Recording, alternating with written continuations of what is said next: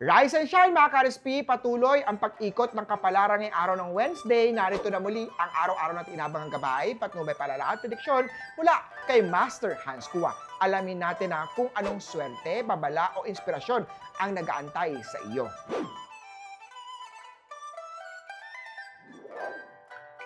Simulan natin sa mga pinanganak ng Year of the Rat, may bigla ang gastos para sa pamilya. Paghandaan mabuti nang hindi kapusin sa mga susunod na araw. Gold at 8. Kaya samantayang iwasan ang cold treatment. Mas mabuting harapin ang issue kaysa iwasan ang mga problema. Green at 2. Kay Tiger naman tayo, huwag kang epal.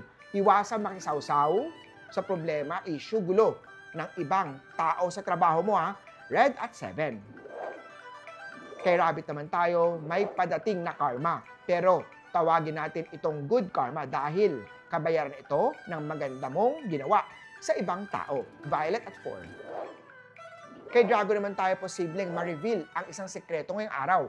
Baka may nag-leak na sa ito mula sa isang group chat. Handa ka na ba? Gray at 5. Kay Snake naman tayo, mainam ang araw para mag-detox sa social media.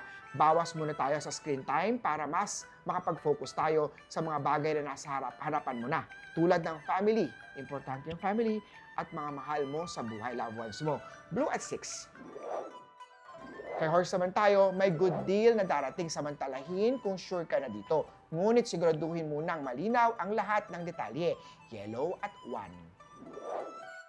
Kay Goat naman tayo, go natural lang kung pakiramdam na nangihina ang mental at physical well-being mo.